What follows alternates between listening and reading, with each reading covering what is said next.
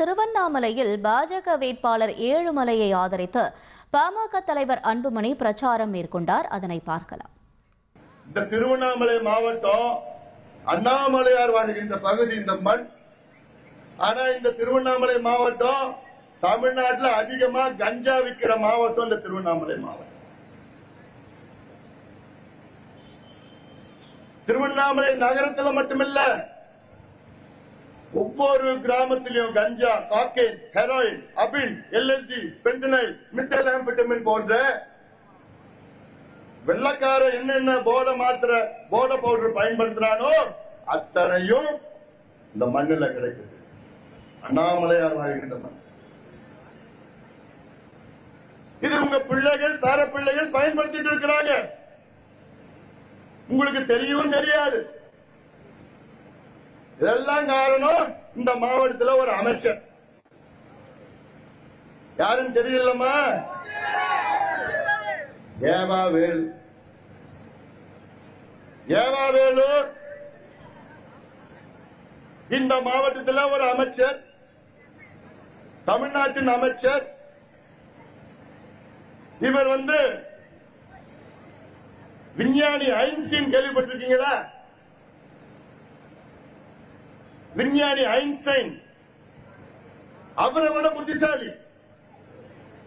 அதனாலதான் தமிழ்நாட்டு முதலமைச்சர் இவரை அமைச்சராக்கி இவருடைய திறமையை பார்த்து, இவருடைய தகுதிகளை பார்த்து இவருக்கு 2 இலாக்கா கொடுத்திருக்கிறாங்க.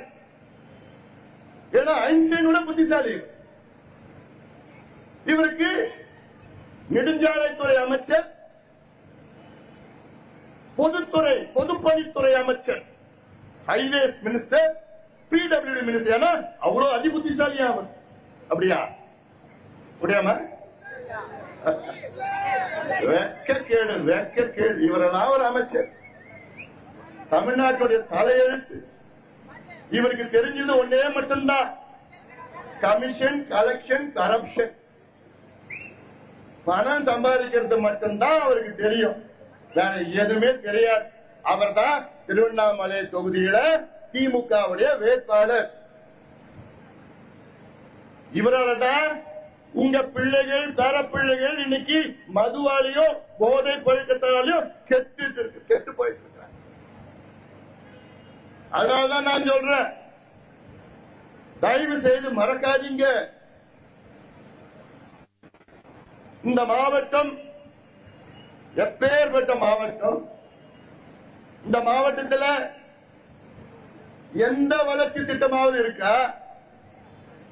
இந்த மாவட்டத்தில் இப்ப இருக்கின்ற முதலமைச்சர் ஸ்டாலின் அவர்கள் கடந்த சட்டமன்ற தேர்தலுக்கு நேரத்தில் 19 வாக்குறுதிகளை கொடுத்தார்கள். அது எத்தனை தெரியுமா நிறைவேற்றினார் ஸ்டாலின் அவர்கள்? எத்தனை? 0 ஒண்ணு கூட கிடையாது. சரி, ஸ்டாலின் முதலமைச்சர், அவர் பிஸியா இருப்பாரு. நீங்க என்ன பண்ணீங்க அமைச்சர் அவர்கள்? இங்க மாவட்டம் தானே, உங்களுக்கு தானே அமைச்சர் கொடுத்திருக்கிறாங்க. ஏன் முதலமைச்சர் அறிவிச்ச அந்த 19 வாக்குறுதிகளும் நீங்க நிறைவேற்றிருக்கலாமே? அவ்வளவு என்ன பிஸியா இருந்தீங்க பணம் சம்பாதிக்கிறதுல?